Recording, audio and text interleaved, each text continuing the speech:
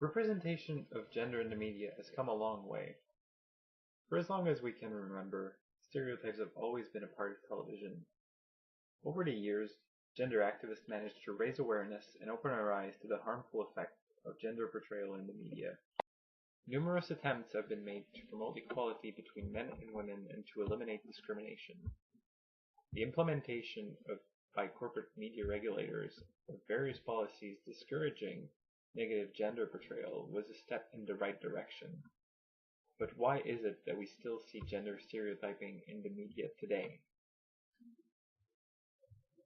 With the rise of third-wave feminism, the CRTC formed a task force in 1980 to address the ever-growing concern of gender portrayal in the media. This task force recommended a 2-year self-regulation trial period for broadcasting and advertising corporations to improve their portrayal of women in the media. The task force would then assess the effectiveness of their efforts. While the CRTC acknowledged that some progress had been made, they also stated that the effort had only been partially successful, and as a result implemented guidelines and policies to ensure elimination of these negative stereotypes. The implementation of Public Notice 1992-58 on gender portrayal required broadcasting and advertising media, including the CBC, also known as the Canadian Broadcasting Corporation, the CAF, also known as the Canadian Advertising Foundation, and the CAB, also known as the Canadian Association of Broadcasters, to show leadership in providing a more equal reflection and a better portrayal of women in the media, and to eliminate sex role stereotyping both on and off air through media representation. Furthermore, Advertising Standards Canada implemented the following policies and regulations concerning gender portrayal. Advertising should strive to provide an equal representation of women and men in roles of authority, both for the character within the actual advertising scenario and when representing the advertiser through announcer, voiceover, experts, or on-camera authorities. Women and men should be portrayed equally as single decision-maker, and where joint decision-making is reflected, men and women should be portrayed as equal participants. Advertising should avoid the inappropriate use or exploitation of sexuality of both women or men. Neither sex should be portrayed as exerting dominance over the other by means of overt or implied threat or actual force. Advertising should portray both women and men in the full spectrum of diversity and as equally competent in a wide range of activities both inside and outside the home. Advertising should avoid using language that misrepresents, offend, or exclude women or men. But despite the existence of these regulations, there's clearly a discrepancy in what the media corporations are required to do and what they actually do. Why is this so? Broadcasting and advertising corporations are just like any other type of business. They aim to maximize their profits. Furthermore, it is also a known fact that sex sells. Edward McCabe, a professor from the University of Colorado, says it best when he explains simply that highly suggestive poses and semi-dressed models in media continue to sell products because they attract attention.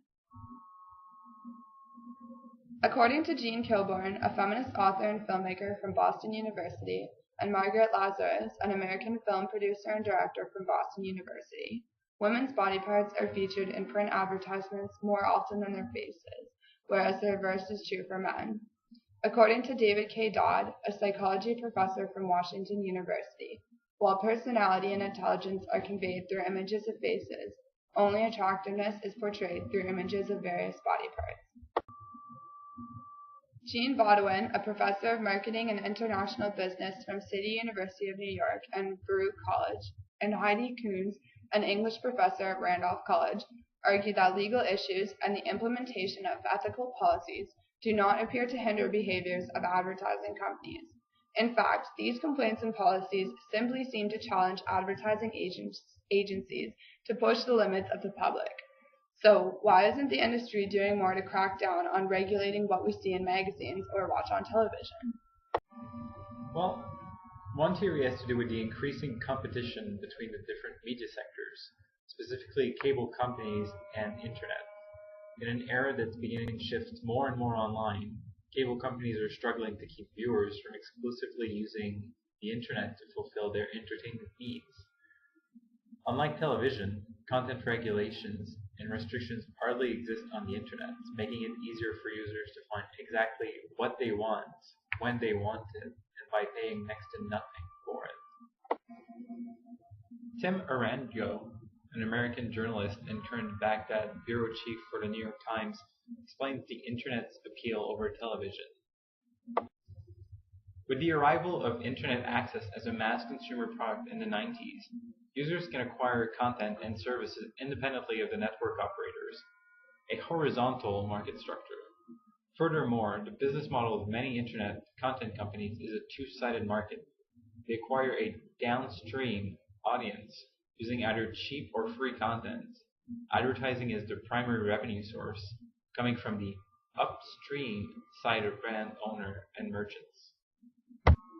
Unlike the internet, users can't turn on the television at any hour of the day and watch exactly what program they want and when they want it. Due to strict regulations by the CRTC in Canada and the FCC in the United States, the television industry cannot simply broadcast porn at all hours of the day. Or, if they could, it would have to be broadcasted so that it would be restricted to people under 18 and most likely cost extra money on top of your monthly subscription. According to Diane Hofbauer, a law professor at Vanderbilt University, a two-tiered regulatory system exists today, with the FCC regulating areas of broadcast television and radio signal carriage, program exclusivity, channel capacity, cable casting, and operational procedures and requirements. Local authorities often regulate system design and capability, franchise selection, subscriber rates, systems performance and compliance, and operation of municipal channels. Another reason could be that the media corporations are mostly controlled by men.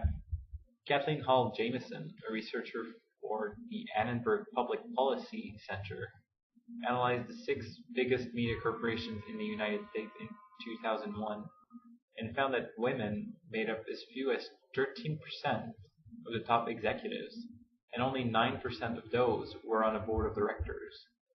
This can cause problems as the influence of media conglomerates is enormous.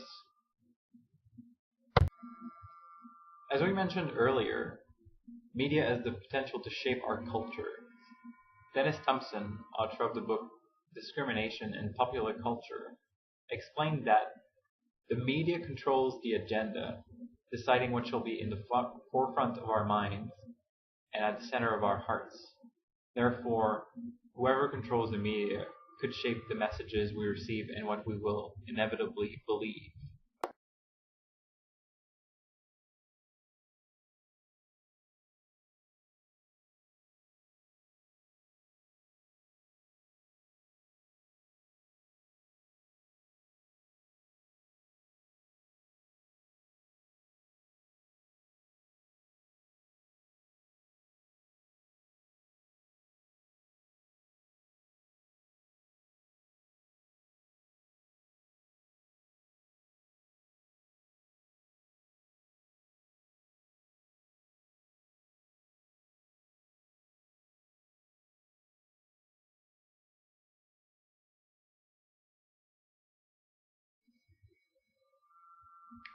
Canadian communications scholar Michel Martin reinforced this argument by saying that media systems today serve as the instrument through which modern capitalism both produce and reproduce wealth.